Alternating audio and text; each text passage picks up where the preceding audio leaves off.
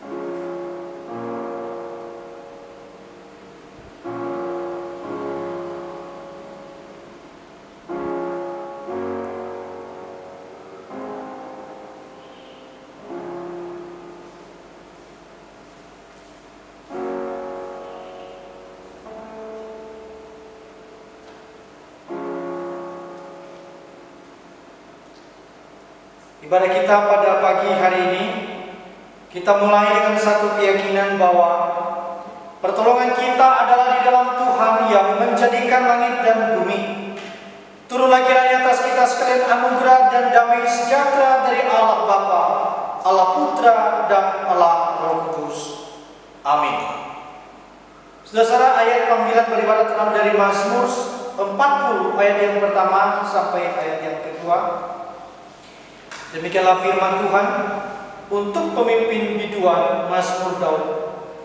Aku sangat menanti-nantikan Tuhan, lalu Ia menjenguk kepadaku dan mendengar teriakku minta tolong.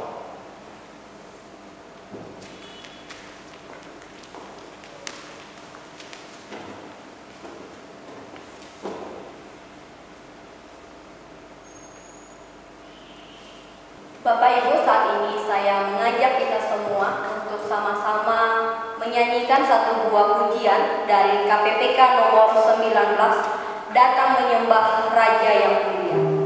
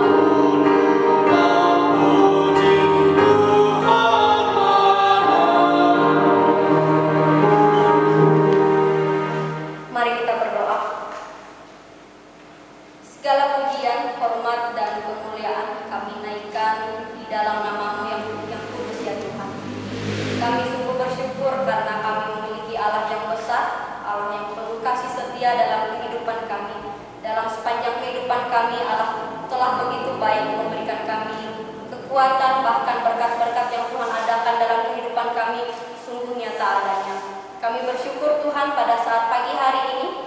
Tuhan memberikan kami kesempatan untuk kami boleh datang di hadapan Tuhan untuk memuji, memuliakan, bahkan kami juga akan mendengarkan kebenaran firman-Mu. Dan biarlah Tuhan waktu yang ada kami taruhkan di dalam tangan Tuhan. Seluruh kehidupan kami taruhkan di dalam otoritas tangan-Mu. Hanya di dalam nama Yesus kami berdoa. Haleluya. Amin. Jemaat silakan duduk kembali. Kita masih menaikkan pujian untuk Tuhan. Mari kita memuji Tuhan dari Mazmur pujian, dari Mazmur pasal yang ke-85 ayat yang kedua sampai yang ke-8. Sekali lagi, Mazmur dari 85 ayat yang kedua sampai yang ke-8. Saya akan membacakannya untuk kita semua. Engkau telah berkenan kepada tanah-Mu ya Tuhan, telah memulihkan keadaan Yakub. Engkau telah mengampuni kesalahan umat-Mu, telah menutupi segala dosa mereka. Engkau telah menyurutkan segala gemas-Mu, telah meredakan murka-Mu yang menyala-nyala. Pulihkanlah kami ya Allah penyelamat kami, dan tiadakanlah sakit hati-Mu kepada kami. Untuk selamanyakah Engkau murka atas kami, dan melanjutkan murka-Mu turun-temurun? Apakah Engkau tidak mau menghidupkan kami kembali, sehingga umat-Mu bersukacita karena Engkau? Perlihatkanlah kepada kami kasih setia-Mu ya Tuhan, dan berikanlah kepada kami keselamatan daripada-Mu. Nyanyian respon pada pagi hari ini kita angkat dari Kidung Pujian KPPK nomor 14, Sungguh Besar Kau Allahku.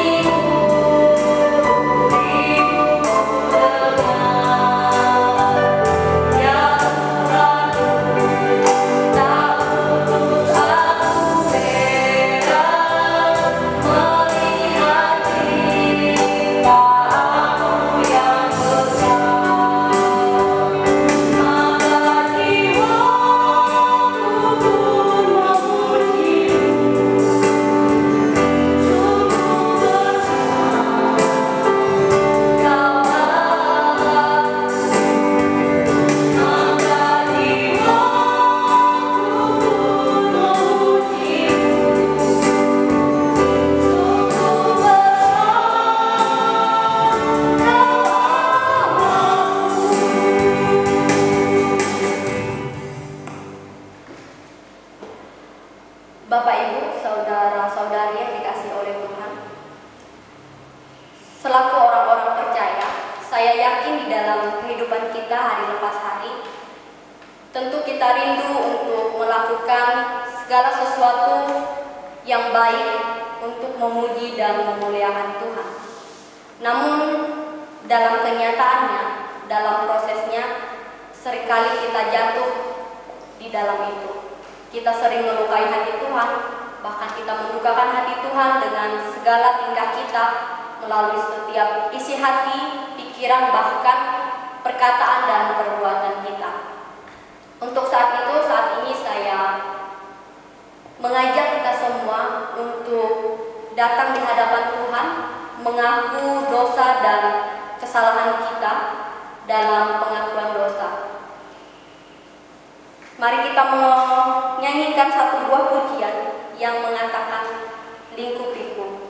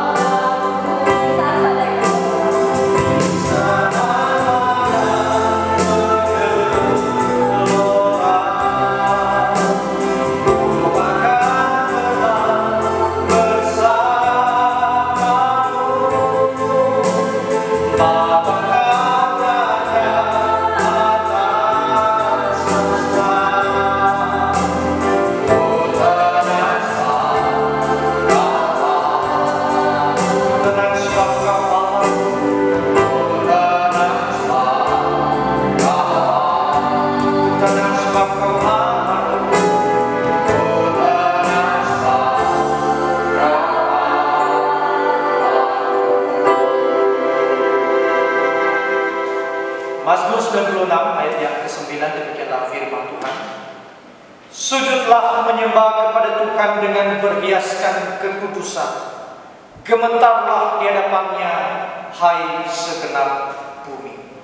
Saudara-saudara, saya mengajak kita untuk bangkit berdiri dan kita datang di hadapan Allah.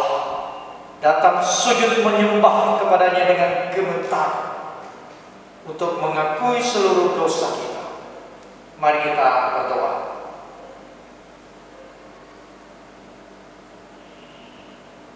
Ya Tuhan kami yang kudus, yang suci dan yang mulia, betapa kami datang di hadapan-Mu dengan gemetar dan takut. Oleh karena Engkau adalah Allah yang suci, Allah yang kudus, dan kami adalah orang yang berdosa. Tuhan, kami bersyukur untuk anugerah-Mu sehingga kami boleh datang di hadapan-Mu pada saat ini untuk memohon kasih karunia-Mu. Sesungguhnya ya Tuhan, kami tidak bisa menyembunyikan dosa di dalam hidup kami. Di dalam hati kami pun Engkau tahu. Tidak ada tempat tersembunyi di mana dosa itu terhalang di hadapan-Mu ya Tuhan.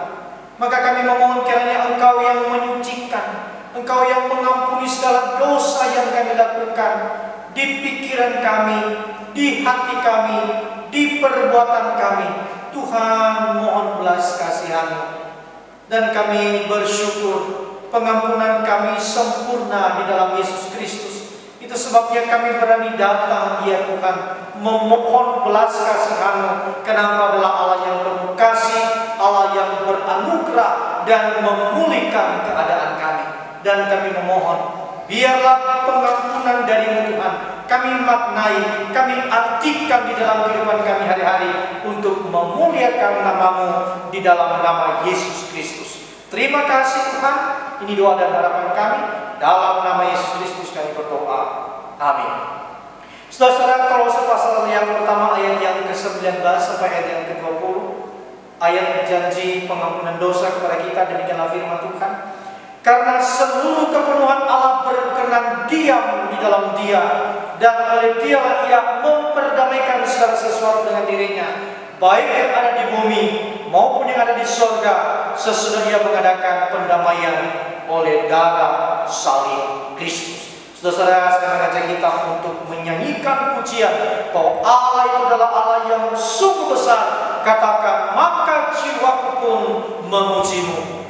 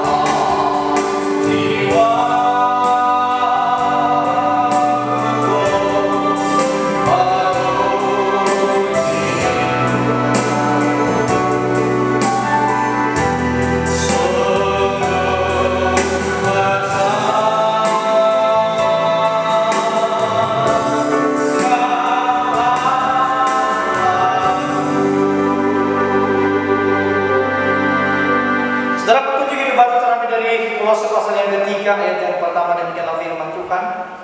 Karena itu, kalau kamu dibangkitkan bersama dengan Kristus, carilah perkara yang di atas, di mana Kristus ada, duduk di sebelah kanan Allah.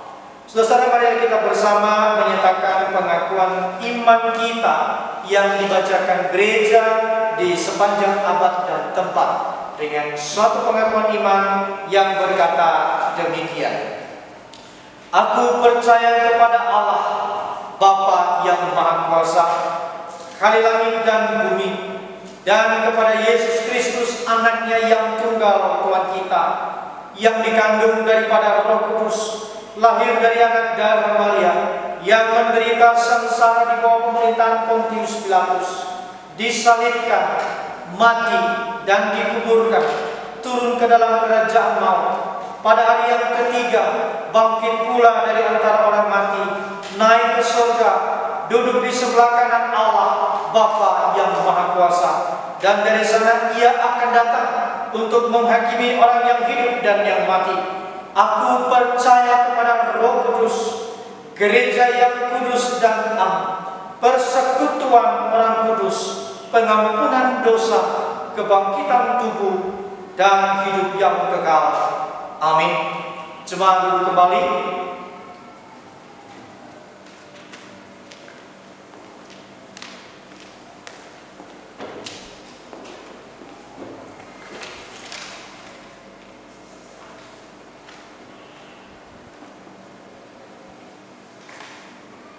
Jemaat sekalian, saat ini kita akan mendengarkan kebenaran firman Tuhan yang akan disampaikan oleh hamba-Nya.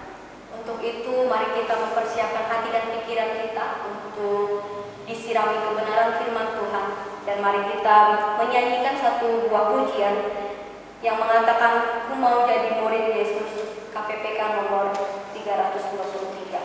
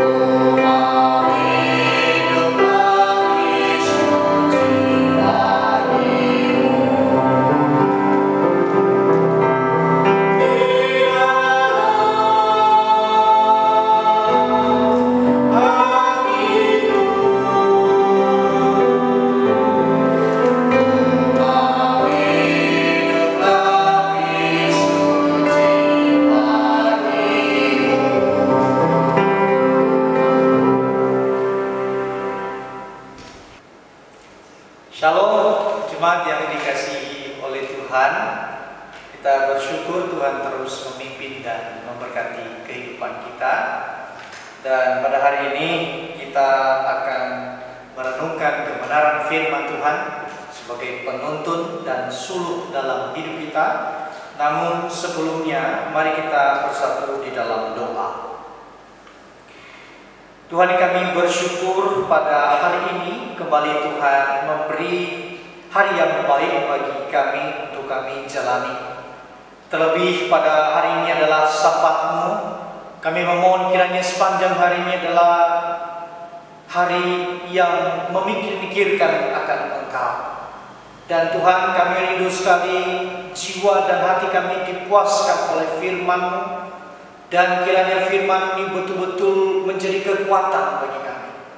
Dan pakai hamba-Mu seturut dengan kehendak-Mu.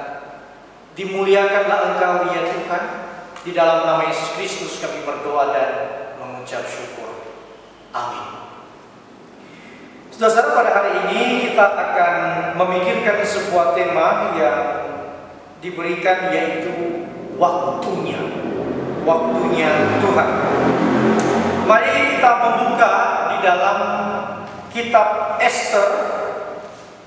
Kitab Ester pasal yang keempat, ayat yang pertama sampai ayat yang ke-17, dan saya akan membacakannya kepada setiap kita.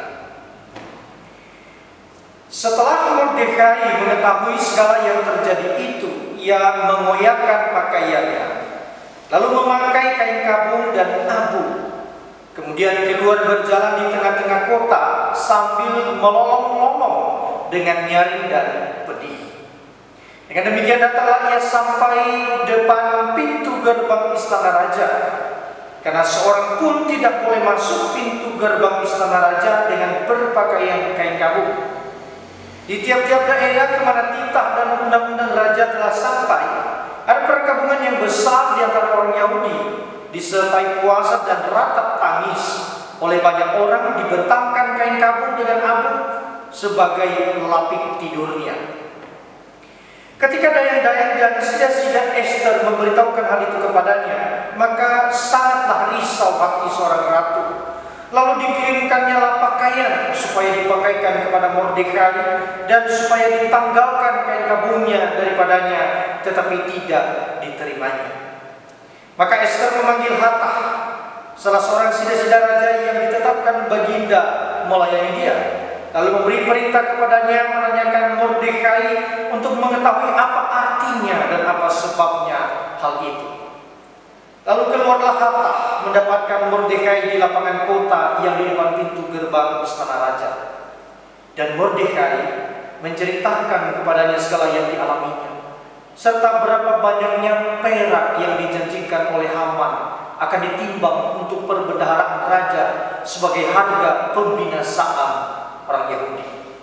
Juga salinan surat undang-undang yang dikeluarkan di Susan untuk memunahkan mereka itu diserahkannya kepada Hatah supaya diperlihatkan dan diberitahukan kepada Ester. Lagi pula Hatah disuruh menyampaikan pesan kepada Ester supaya pergi menghadap raja untuk memohon karunia-Nya dan untuk membela bangsanya di hadapan baginda. Lalu masuklah Hatah dan menyampaikan perkataan Mordekai kepada Ester. Akan tetapi Ester menyuruh Hatah memberitahukan kepada Mordekai, semua pegawai raja serta penduduk daerah-daerah kerajaan mengetahui bahwa bagi setiap laki-laki atau perempuan yang menghadap raja di pelataran dalam dengan tiada terpanggil, hanya berlaku satu undang-undang, yakni hukuman mati. Hanya orang yang kepadanya raja mengulurkan tongkat emas yang akan tetap hidup. Dan aku selama 30 hari ini tidak dipanggil menghadap raja. Ketika disampaikan seorang perkataan Ester itu kepada Mordekai, maka Mordekai menyuruh menyampaikan jawab ini kepada Ester. Jangan kira, karena engkau di dalam istana, hanya engkau yang akan terluput dari antara semua orang Yahudi. Sebab sekalipun engkau pada saat ini berdiam diri saja, bagi orang Yahudi akan timbul juga pertolongan dan kelepasan dari pihak lain. Dan engkau dengan kaum keluargamu akan binasa. Siapa tahu, mungkin justru untuk saat yang seperti ini engkau beroleh kedudukan sebagai ratu. Maka Ester menyuruh menyampaikan jawaban ini kepada Mordekai. Pergilah, kumpulkanlah semua orang Yahudi yang terdapat di Susa dan berpuasalah untuk aku. Jangan makan dan janganlah minum 3 hari lamanya, baik waktu malam, baik waktu siang. Aku serta dayang-dayangku pun akan berpuasa demikian, dan kemudian aku akan masuk menghadap raja. Sungguh pun berlawanan dengan undang-undang. Kalau terpaksa aku mati, biarlah aku mati. Maka pergilah Mordekai dan diperbuatnyalah tempat seperti yang dipesankan Ester kepadanya. Yang berbahagia adalah mereka yang membaca, merenungkan, dan melakukan kebenaran firman Tuhan.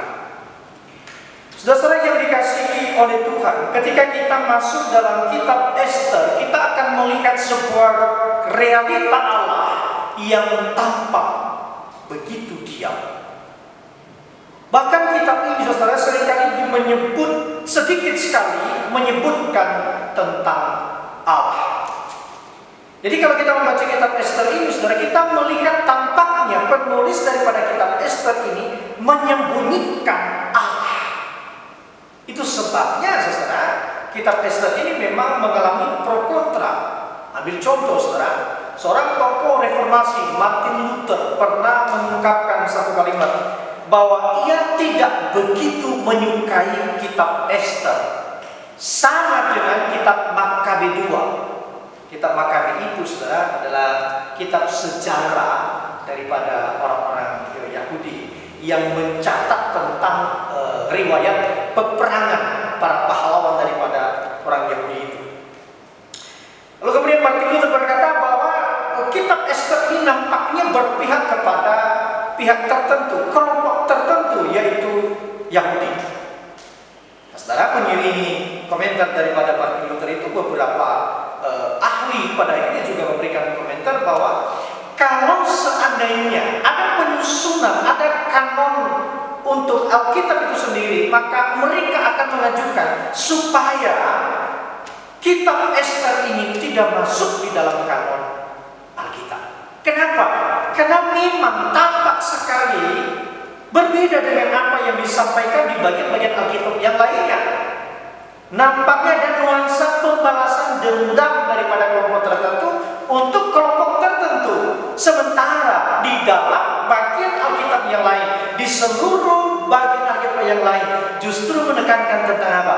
Tentang kasih kepada sesama, bahkan kepada musuh sekalipun kasih itu ditujukan. Jadi orang kemudian berpikir bahwa kitab Ester ini sifatnya itu sekuler sekali. Apalagi dia tidak menyebutkan nama Allah. Jangankan tindakan Allah, saudara, jangankan karya Allah yang dia lakukan di dalam sejarah manusia, menyebutkan saja namanya tidak ditemukan. Nah, saudara, kenapa hal ini terjadi? Nah, tentu ini masalah yang lain yang kita bisa pikirkan di waktu yang lain pula. Tetapi pada hari ini kita akan fokus sebetulnya apakah Ester ini, kitab Ester ini menunjukkan Allah di dalamnya atau bagaimana? Tetapi sebetulnya, saudara, tindakan Allah di dalam kitab Ester ini jujur dan terbuka mengatur sejarah kehidupan manusia. Saudara, memang kalau kita perhatikan kitab Ester ini dan kita bandingkan dengan kitab yang lain, khususnya kitab Keluaran, kita melihat Allah yang sangat berbeda, saudara. Di dalam Ester ini kita menemukan Allah itu diam dan seolah-olah tidak berkarya, tidak bergerak.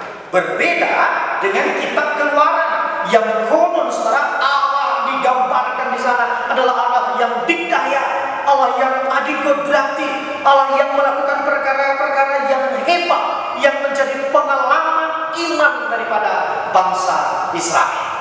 Saudara-saudara, di kitab Keluaran juga kita menemukan bagaimana Allah bertindak secara ajaib, saudara. Tidak saja Allah ditemukan atau kita saksikan bahwa ia membunuh anak sulung daripada Firaun, tetapi ia juga mengeraskan hati daripada Firaun itu. Firaun adalah Allah yang digadang-gadang, diharapkan sebanding dengan Allah pencipta langit dan bumi. Tetapi Allah yang disaksikan oleh keluaran itu, saudara, adalah Allah yang justru lebih berkuasa, lebih berdaulat dibandingkan Firaun. Saudara, apalagi ketika kita membayangkan apa yang terjadi, yang dialami oleh bangsa Israel ketika mereka keluar di dini hari itu, saudara.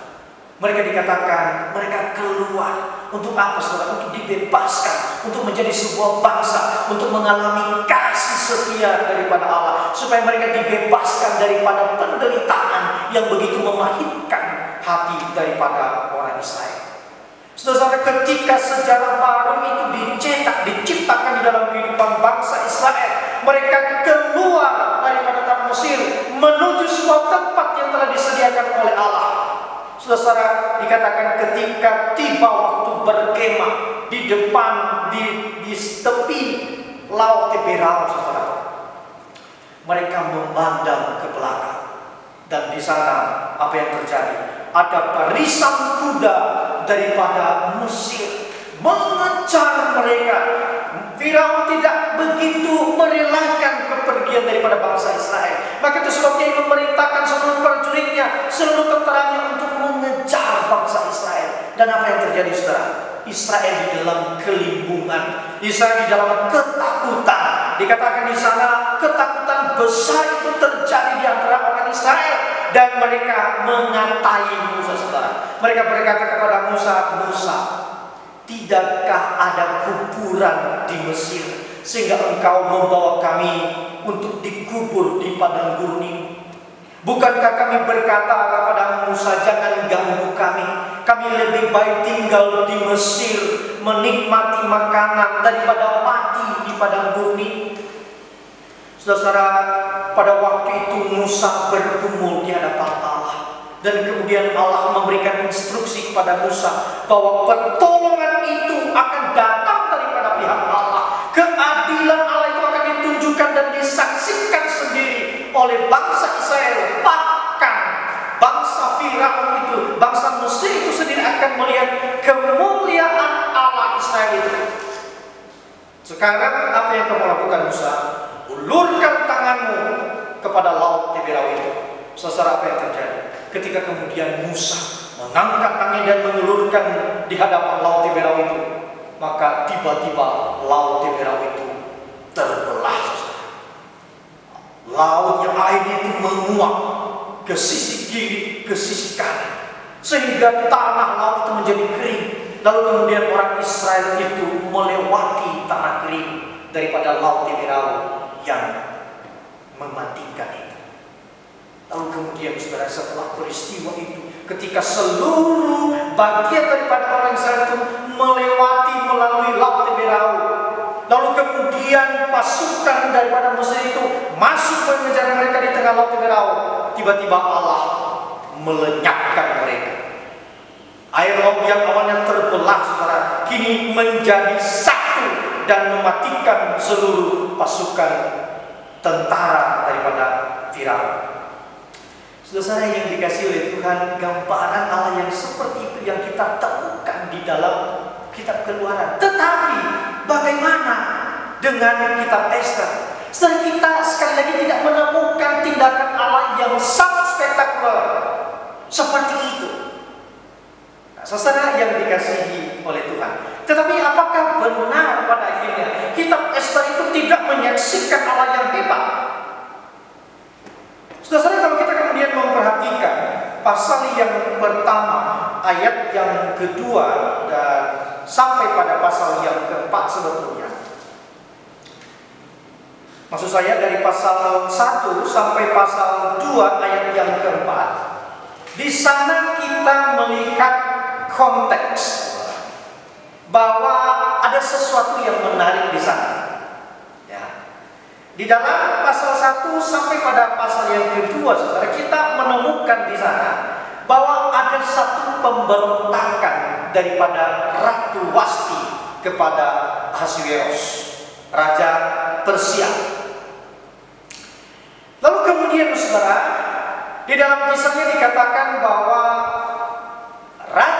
Ahasiweros ketika ada kegirangan di dalam hatinya oleh karena minum-minuman, lalu kemudian saudara, dia ingin mempertontonkan kecantikan dan eloknya rupa daripada Ratu Wasti itu di hadapan rakyatnya dan juga di hadapan pembesar-pembesar.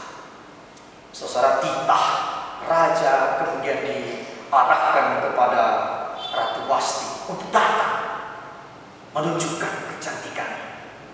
Tetapi apa yang terjadi, saudara? Ratu Wasti menolak permintaan daripada Raja Ahasiweros.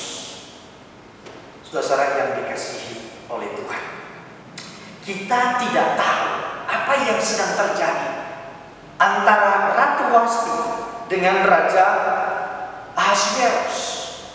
Tetapi kalau kemudian kita membaca di dalam pasal yang pertama ayat yang ke-22, dikatakan di sana, saudara, dikirimkanlah oleh baginda surat-surat kepada segenap daerah kerajaan, tiap-tiap daerah menurut tulisannya dan tiap-tiap bangsa menurut bahasanya bunyinya. Setiap laki-laki harus menjadi kepala dalam rumah tangganya dan berbicara menurut bahasa bangsanya.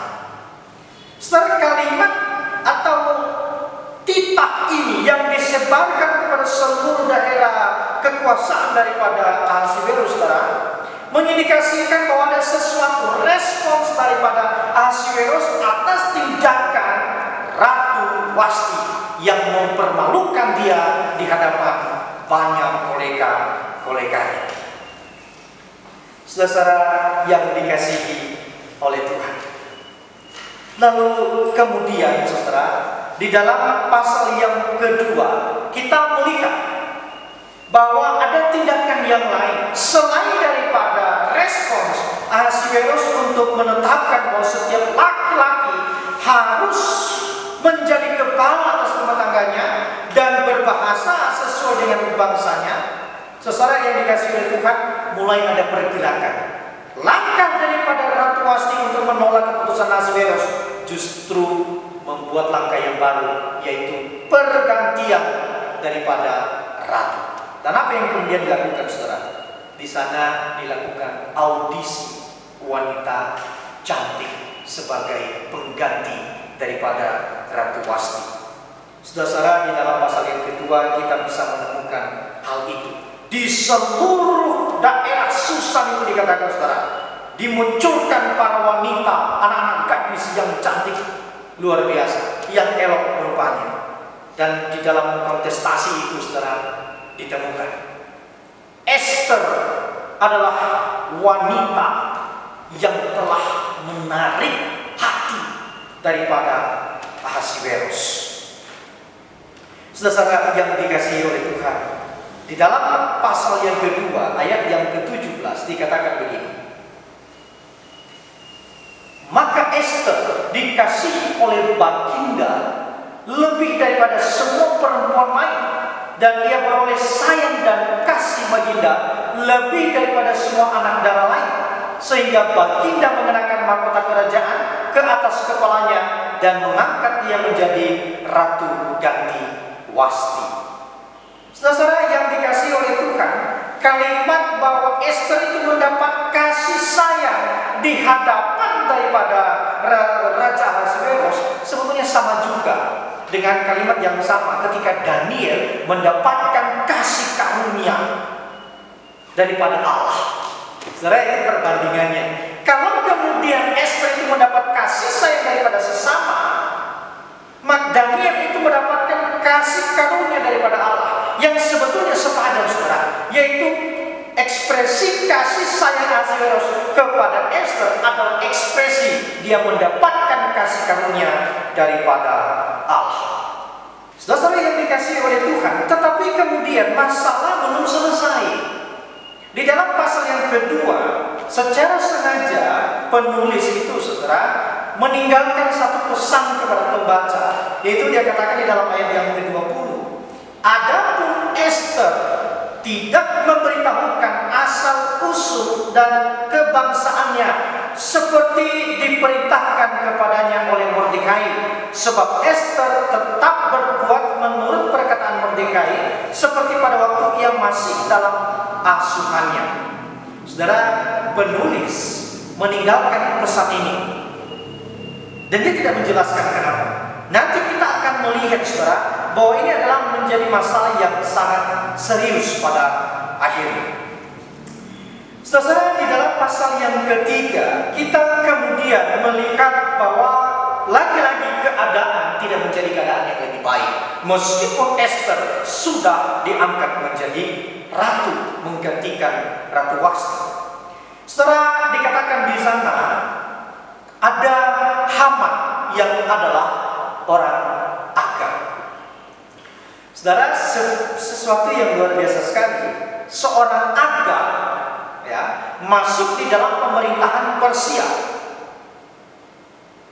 dan mendapatkan posisi yang cukup serius di dalam pemerintahan Ahasveros pada waktu itu.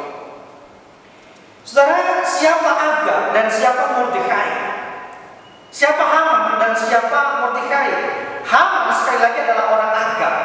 Saudara, orang Agag itu adalah orang yang pernah dibunuh secara sadis di dalam 1 Samuel pasal yang ke-15 oleh Samuel dan juga Saul.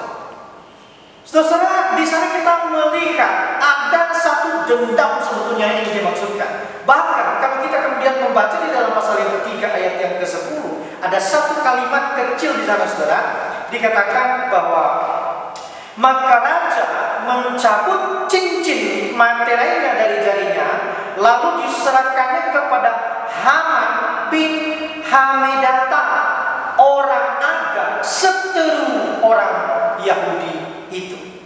Saudara, di sini kita melihat bahwa ada sesuatu yang ingin dikontraskan antara Haman dan juga orang Yahudi. Haman yang kita akan saksikan adalah seorang yang merencanakan pembunuhan kepada seluruh bangsa Yahudi. Yahudi sendiri ditolong oleh Allah. Saudara, ini sebuah kisah yang sangat menarik tentunya. Kalau kita membaca dan memperhatikannya, saudara, dinamikanya itu kuat sekali kita bisa saksikan. Di dalam pasal yang ketiga ada peristiwa yang terjadi, yaitu perencanaan pembunuhan kepada Ahasveros yang dirancangkan oleh Haman. Saudara, perancangan itu didengar oleh Mordekai di pintu gerbang istana. Lalu kemudian berita itu, saudara, disampaikan kepada Ester, dan kemudian Ester itu menyampaikan kepada Ahasveros, dan pada akhirnya, saudara, 2 orang utusan yang memperbincangkan kematian Ahasveros itu kemudian dihukum dan lalu dibunuh. Saudara, peristiwa itu meninggalkan luka di dalam hati Haman. Maka kemudian Haman merancang sebuah kisah, saudara. Dia begitu sakit hati dengan Mordekai, maka pikirnya, saya terlalu rendah untuk membunuh Mordekai, maka saya akan memutuskan lebih baik membunuh seluruh orang Yahudi. Lalu dia merancang sesuatu, saudara, dan kemudian mendekati Ahasveros, dan sampai kemudian pada ayat yang ke-10 yang kita baca tadi, saudara, sampai pada ayat yang ke-15 dari pasal yang ketiga, kita mendapatkan di sana legitimasi daripada Ahasveros kepada Haman untuk melakukan apa yang diinginkan oleh Haman kepada orang Yahudi. Saudara, lalu kemudian surat itu, keputusan itu disebarkan, saudara, kepada seluruh daerah jajahan Persia pada waktu itu, di mana orang Yahudi berada. Saudara yang dikasihi oleh Tuhan, di dalam ayat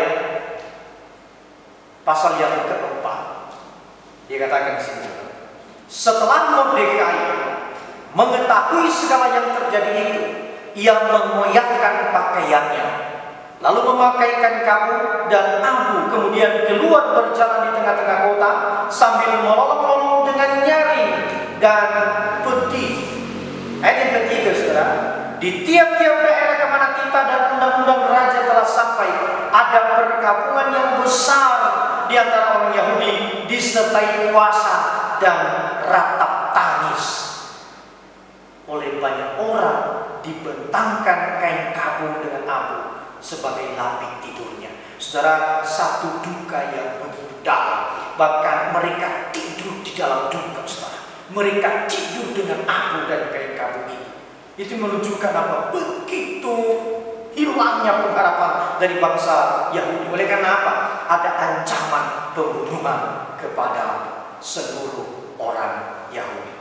Saudara, dikatakan di sana bahwa Mordekai mulai melakukan aksinya.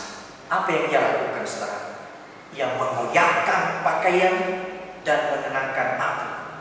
Dan ia berjalan keluar melolong dengan pedih. Satu penggambaran yang sangat serius. Ini bicara tentang bagaimana ia akan meratap, saudara.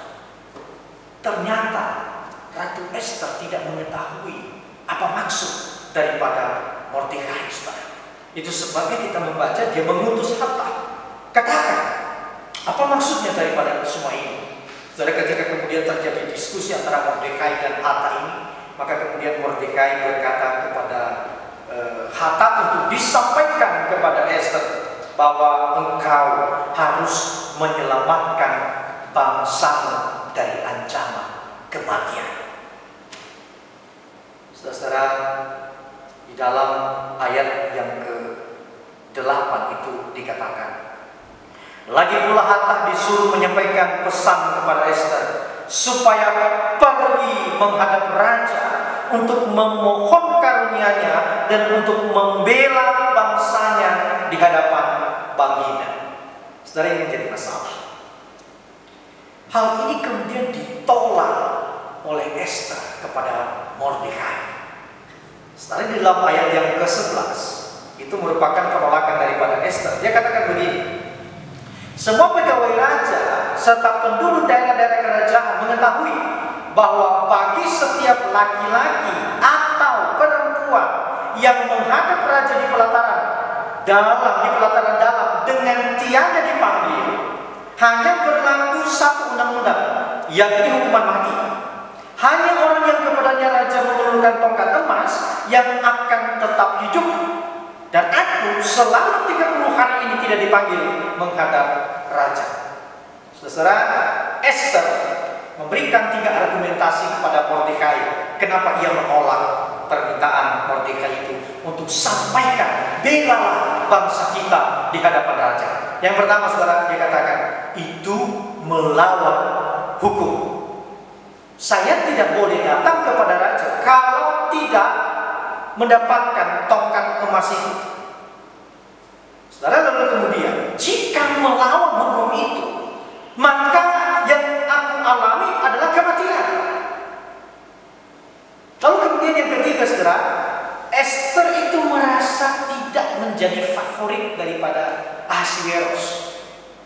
Dan nanti kalau kita membaca seluruh daripada kitab Esther ini, 4 tahun lebih barangkali Esther itu sudah menjadi raja dan tidak pernah diabaikan oleh Ahasveros. Tetapi kali ini, di konteks ini, saudara, di keadaan pembinasaan daripada bangsa Yahudi ini, 30 hari terakhir ini, Ahasveros tidak memanggilku, tidak memberikan perhatian kepada aku. Masakan aku menyerahkan diri untuk kemudian menuju kepada kematian? Saudara, mendengarkan jawaban daripada Esther, Mordekai mungkin berkata, oke, Esther, oke, tidak menjadi masalah. Tetapi ingat, dalam ayat yang ke-13, saudara, dikatakan begini, Esther, jangan kira karena engkau di dalam istana raja, hanya engkau yang akan terluput dari antara semua orang Yahudi. Sebab sekalipun engkau pada saat ini berdiam diri saja, bagi orang Yahudi akan timbul juga pertolongan dan kelepasan dari pihak lain, dan engkau dengan kaum keluargamu akan binasa. Siapa tahu, mungkin justru untuk saat yang seperti ini engkau beroleh kedudukan sebagai ratu. Saudara, di dalam bagian ini ada dua hal yang ingin ditekankan oleh Mordekai kepada Esther. Yang pertama, saudara, bahwa oke, Esther, kamu tidak mau datang menghadap raja, tetapi mari perhatikan bahwa jangan berpikir karena engkau sudah ada di dalam, sudah mendapatkan posisi sebagai ratu, engkau akan dibebaskan, engkau akan menjadi selamat. Sama sekali tidak. Oleh karena apa? Kamu adalah orang Yahudi, dan titah raja itu adalah setiap orang Yahudi pasti akan dihukum. Itu yang pertama yang diingatkan oleh Mordekai kepada dia. Lalu yang kedua, saudara, Mordekai mengatakan begini, bahwa kalau kamu tidak melakukan apa-apa, pasti ada pertolongan daripada pihak lain. Saudara, ini luar biasa sekali apa yang disampaikan oleh Mordekai kepada Esther. Kalau engkau tidak melakukan apa-apa, engkau berdiam diri saja dan berpikir engkau akan selamat, pasti akan ada pertolongan daripada pihak yang lain. Saudara, di sana kita melihat sebetulnya bahwa pihak lain ini adalah Allah itu sendiri. Mordekai ingin mengatakan kepada Esther supaya engkau melakukan tanggung jawabmu kepada Ahasiwerus. Katakan dan bebaskan kita daripada kebinasaan ini. Saudara yang dikasihi oleh Tuhan, ada satu kalimat lagi yang kemudian menarik daripada Mordekai kepada Esther.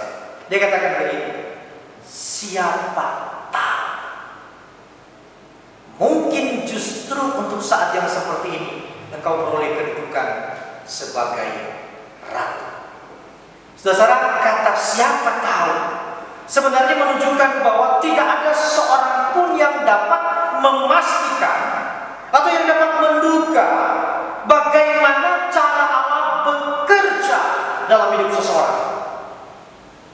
Siapa tahu, siapa yang tahu bagaimana Allah bekerja dalam hidup seseorang. Kamu saat ini sebagai ratu, bahkan siapa tahu digunakan oleh Allah untuk menyelamatkan bangsa kita daripada ancaman kebinasaan ini. Saudara, saya merenungkan kalimat daripada Mordekai ini, maka di dalam rangka waktunya Tuhan ada dua pelajaran. Yang pertama yaitu kita tidak bisa mendikte bagaimana Allah bekerja. Kita tidak bisa mendikte, membekukan, memakukan bagaimana Allah bekerja di dalam kehidupan kita. Tidak bisa. Allah terlalu dinamis cara kerjanya, saudara.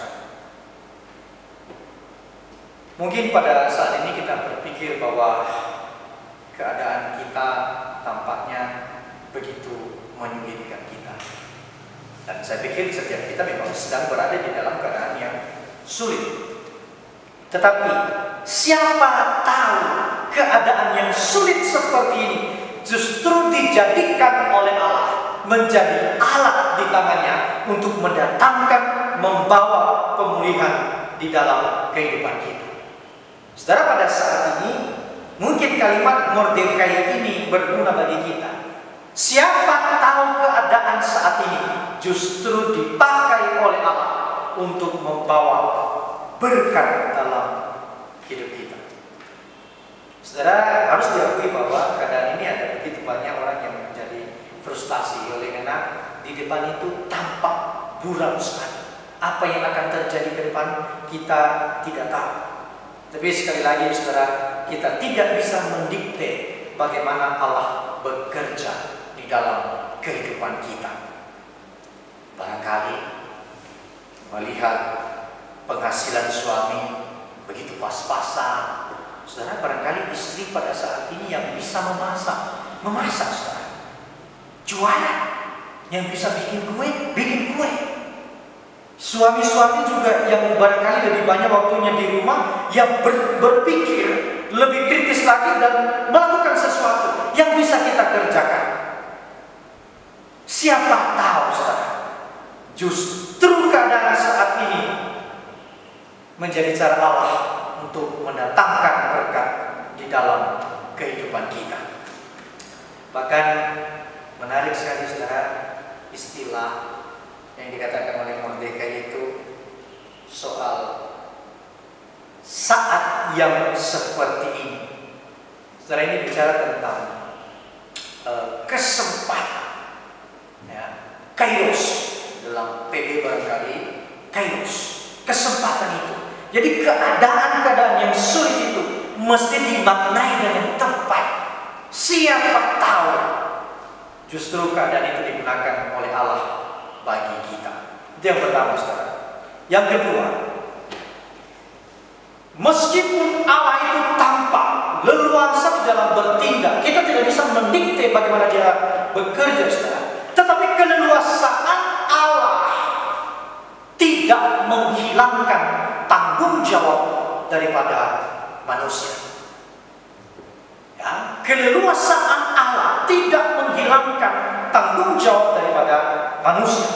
Perhatikan, setelah kemudian Esther mendengarkan kalimat yang hebat sekali daripada Mordekai, di dalam ayat yang ke-15 sampai ayat yang ke-16 saudara, Esther itu hatinya itu dicelipkan oleh Tuhan. Yang awalnya itu dia merasa tidak lagi dicintai, dia tidak bisa melakukan sesuatu karena bagaimana mungkin saya belum mendapatkan tongkat emas itu daripada raja. Kalaupun aku datang di depan Ahasverus itu, maka ujungnya adalah kematian. Berubah saudara. Di dalam ayat yang ke-15, 16 itu kita melihat, menyaksikan bagaimana Esther itu bangkit dan melakukan dan turut mengambil bagian apa yang pantas dia lakukan, dia lakukan.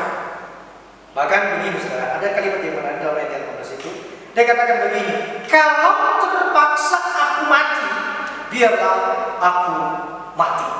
Saudara, LAI menerjemahkan seperti itu, tapi di dalam terjemahan kalau kita membandingkan terjemahan yang lain itu saudara, itu nampaknya terpaksa, tetapi sebetulnya tidak. Justru kalimat daripada Esther ini adalah ungkapan keyakinan bahwa pertolongan Allah itu akan tiba. Saudara, hal ini sama dengan yang pernah disampaikan oleh Daniel di dalam pasal yang ketiga ayat yang ke-17 sampai ayat yang ke-18, ketika Daniel dan kawan-kawan itu diancam untuk dibunuh ketika mereka tidak mau menyembah kepada kepemimpinan Babel pada waktu itu. Daniel dan teman-temannya itu berkata, saudara, jika Allah kami yang kami puja sanggup melepaskan kami, Dia akan melepaskan kami dari perapian yang menyala-nyala ini. Tetapi kalaupun tidak, seandainya tidak, hendaklah Tuanku ketahui bahwa kami tidak akan memuja dewa Tuanku dan tidak akan menyembah patung emas yang Tuanku dirikan itu. Saudara, ini ungkapan iman, keyakinan kepada pertolongan daripada Allah. Saudara, ketika kemudian Esther mendengarkan kalimat daripada Mordekai bahwa meskipun engkau berdiam diri, tetapi akan ada pertolongan daripada pihak lain kepada bangsa Israel. Saudara, hati Esther itu terbakar saudara. Dia tidak lagi menjadi wanita yang hanya survive di tengah-tengah keadaan ini, yang hanya memikirkan dirinya saudara. Tetapi justru Esther memilih sebuah sikap, meskipun ia tidak tahu hasil apa yang akan terjadi, tetapi bagi Esther, Allah terlalu leluasa untuk melakukan segala sesuatu, dan aku hanya melakukan apa yang bisa aku lakukan. Saudara, Esther melakukan apa? Ia mempersiapkan dengan begitu baik perjumpaan dengan Ahasverus. Yang membangun jejaring dengan dayang-dayangnya. Dia mendorong dan memohon kepada Mordekai, sampaikan kepada seluruh orang-orang Yahudi untuk berpuasa. Berpuasa itu setelah indikasi terhadap ketundukan diri di hadapan Allah. Maka kemudian seluruh orang Yahudi itu berpuasa memohon kasih karunia Allah. Mengapa? Saudara, sekali lagi, Ester meyakini bahwa Allah yang mengatur hasil akhir daripada sebuah perjuangan.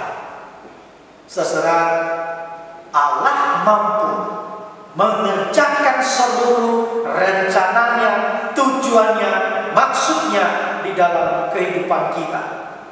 Tetapi ada bagian tertentu, saudara, Allah juga tetap memakai dan menggunakan kita untuk mencapai tujuan itu. Saudara, apakah Allah tidak terlihat di dalam bagian ini?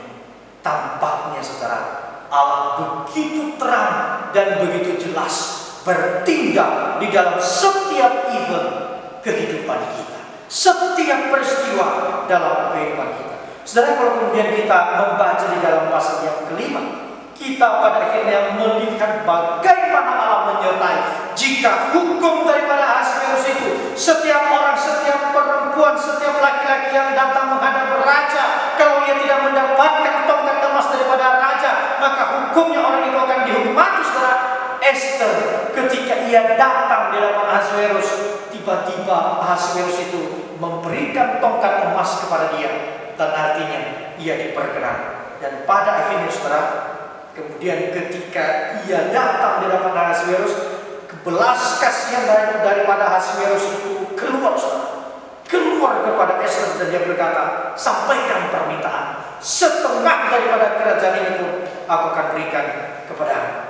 Saudara, kalau kemudian kita membaca di dalam pasal yang ke-7, saudara, kita melihat bagaimana Allah menjungkir balikan rencana Haman untuk membinasakan bangsa Israel, bangsa Yahudi, orang-orang yang tersisa, yang tidak kembali ke daerahnya masing-masing setelah pembuangan, saudara, justru mendapatkan kemuliaan. Mereka diselamatkan, sementara Haman dihukum mati. Saudara, di sini kita bisa melihat bahwa di tengah-tengah keadaan yang tampak begitu gelap, tampak Allah diam, Allah terus bertindak dan muncul.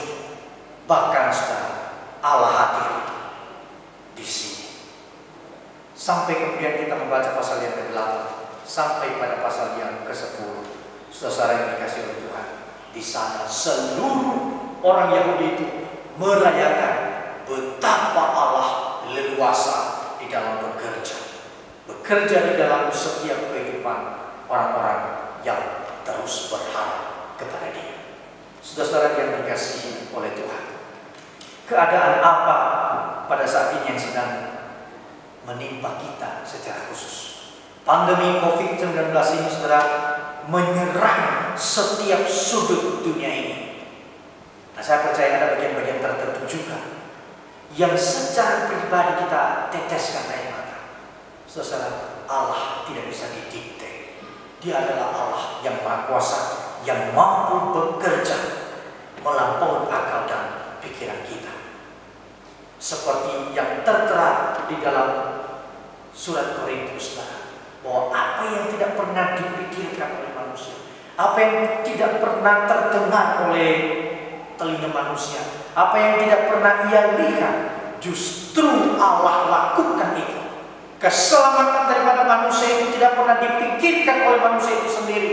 Manusia hanya bergerak di dalam keputusasaan yang menuju kepada kebinasaan, tetapi Allah merencanakan keselamatan di dalam Yesus Kristus Tuhan untuk menyelamatkan setiap orang yang percaya kepada Dia.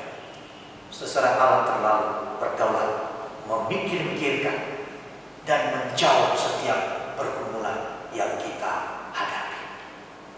Semoga Tuhan terus menolong dan memimpin kehidupan kita. Mari kita berdoa. Tuhan, kami percaya bahwa anugerah-Mu senantiasa hadir di setiap event kehidupan kami. Besar setiamu bagi kami Tuhan. Melewati masa-masa yang sulit ini, kami percaya Engkau terus berkarya. Meskipun kami harus akui kadang-kadang kami melihat alam begitu lambat, tetapi sebetulnya waktu-Mu selalu indah pada waktunya. Terima kasih untuk kebenaran firman Tuhan, dan berkati di dalam nama Yesus Kristus kami berdoa dan mengucap syukur. Amin. Terima kasih untuk kebenaran firman Tuhan yang telah disampaikan. Saya percaya bahwa firman ini tidak berlalu begitu saja dalam kehidupan kita, namun boleh menjadi pedoman bagi kita untuk melakukan kegiatan kita hari lepas hari. Bapak Ibu, saat ini kita akan memberikan persembahan bagi Tuhan yang untuk mendukung pelayanan di tempat ini. Mari kita menyanyikan satu buah pujian yang mengatakan waktu Tuhan pasti yang terbaik.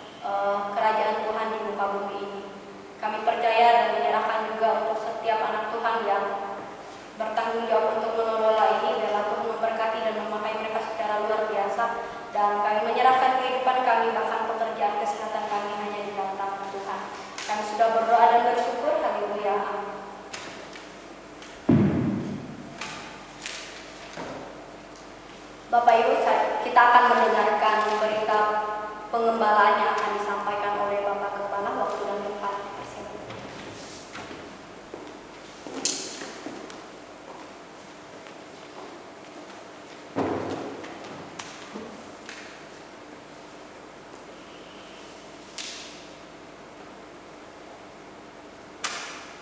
Saudara, dalam menyikapi perkembangan yang terjadi di kepulauan kita, maka hari ini seluruh kegiatan pelayanan GKY Bosnias dilakukan secara online, dan saya mendorong, mengimbau, mengingatkan kepada seluruh jemaat Tuhan untuk ikut terlibat di dalam persekutuan doa pada hari Rabu. Kita terus tunduk sujud di hadapan Tuhan untuk memohon belas kasihan-Nya atas keadaan yang sedang terjadi. Jadi di setiap malam barangkali jemaat Tuhan juga bisa menempatkan pergumulan ini di dalam doa keluarga, di doa pribadi, bahwa tidak ada yang mustahil bagi Tuhan. Tuhan sendirilah yang mengizinkan peristiwa ini terjadi, dan Tuhan sendiri pula yang akan memulihkan keadaan. Nah, saudara, kita juga terus memohon untuk kasih karunia Tuhan cukup bagi tim medis yang terus berjuang, dan kita juga berdoa untuk pasien yang sudah terpapar, kiranya diberikan kesembuhan. Dan khususnya kita berdoa untuk keluarga yang sedang berduka. Kita memohon kiranya anugerah Tuhan juga cukup bagi mereka menerima sebuah realita yang tentu tidak mudah untuk diterima. Saudara, saya mengajak kita untuk berdoa. Tuhan, kami datang di hadapan-Mu bersama dengan seluruh umat-Mu. Kami menyadari betapa rapuhnya keadaan kami sebagai manusia. Kami tidak memiliki kekuatan untuk menghadapi kenyataan yang sedang terjadi. Kami tidak punya hikmat, bahkan strategi yang menjadi andalan kami. Kami hanya sujud, tunduk di hadapan-Mu, memohon campur tangan-Mu, ya Tuhan. Kami berdoa kiranya keadaan yang sedang terjadi di dunia dan juga di kepulauan kami, Nias khususnya, Engkau yang memberkati. Kami berdoa untuk tim medis secara khusus, Engkau yang memberikan kekuatan, kesehatan, sukacita kepada mereka di dalam melakukan tanggung jawab dan tugas ini.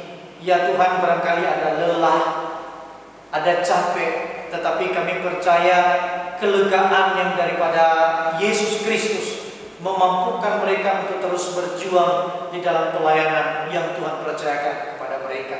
Kami berdoa juga untuk saudara-saudara kami yang sedang terpapar COVID-19 ini. Tuhan, Engkau yang memulihkan keadaan mereka, yang membangun sumsum tulang-tulang daging mereka, ya Tuhan, menjadi lebih baik. Kami percaya bahwa segala sesuatu yang terjadi tak pernah luput dari hadapan-Mu, ya Tuhan. Maka kami berdoa sejumlah saudara-saudara keluarga yang sedang terpapar, kiranya Tuhan berkenan memulihkan di dalam nama Yesus Kristus. Dan kalau Tuhan punya maksud dan rencana yang lain, ya Tuhan, biarlah mereka bertumbuh, biarlah mereka peka menangkap maksud Tuhan di dalam kehidupan mereka. Kami berdoa untuk keluarga yang sedang berduka karena ditinggal oleh orang yang dicintai. Kiranya Engkau yang menghibur, Engkau yang menguatkan, dan Engkau yang menolong mereka, ya Bapa, untuk melewati masa duka yang Tuhan izinkan. Kami berdoa juga untuk pemerintah kami memiliki kesigapan, memiliki kecakapan keputusan untuk menyelamatkan bangsa dan negara kami. Dan hal-hal yang mencoba mengacaukan keadaan bangsa kami, Tuhan tolong. Tuhan yang memberkati, memberikan hikmat kepada orang-orang tertentu untuk bisa menebak, untuk bisa menyelesaikan pergumulan yang ada di bangsa kami. Ya Tuhan, kami berdoa untuk seluruh jemaat Tuhan di dalam pergumulan yang Tuhan izinkan terjadi di tengah-tengah kondisi ekonomi yang tidak lagi mudah. Kami berdoa, Tuhan, tetapkan dan teguhkan hati jemaat-Mu, terus memandang kepada kemurahan-Mu, ya Allah, bahwa Engkau adalah Allah yang memelihara, Allah yang menjamin, Allah yang terus bersama-sama dengan jemaat-Mu di tengah keadaan yang memilukan sekalipun. Dan kami percaya Engkau adalah gembala kami yang senantiasa menuntun setiap kami kepada rumput yang hijau, mengarahkan kami kepada air yang tenang, sehingga apapun yang terjadi dalam hidup ini, kami percaya Tuhan berjalan dan bersama-sama dengan kami. Kami berdoa untuk setiap jemaat Tuhan yang sedang mengalami sakit penyakit, orang tua daripada Ibu Ina Sinta, kiranya Tuhan pulihkan di dalam nama Yesus Kristus. Kalau Tuhan punya rencana yang lain, kami percaya Engkau yang terus menuntun, menggembalakan, sehingga orang tua daripada Ibu Ina Sinta ini tetap percaya di dalam Yesus Kristus. Kakak Ina Mary juga kami serahkan dalam anugerah-Mu, berkati ya Tuhan, pulihkan keadaan, teguhkan imannya di dalam Engkau. Dan seluruh jemaat Tuhan yang sedang bergumul dengan sakit penyakit, ya Tuhan, berbelas kasihan. Tetapi semuanya Tuhan, jangan kehendak kami yang jadi, melainkan kehendak-Mu sajalah yang jadi atas kami. Terpuji dan termulialah Engkau ya Tuhan. Kami serahkan seluruh hidup kami hanya di dalam nama Yesus Kristus Tuhan dan Juru Selamat kami. Haleluya. Amin. Saudara-saudara, saya mengajak kita untuk bangkit berdiri dan kita akan menyelesaikan ibadah kita. Segala puji, hormat, kemuliaan biarlah kepada Allah Tritunggal. Doxologi. Puji Allah.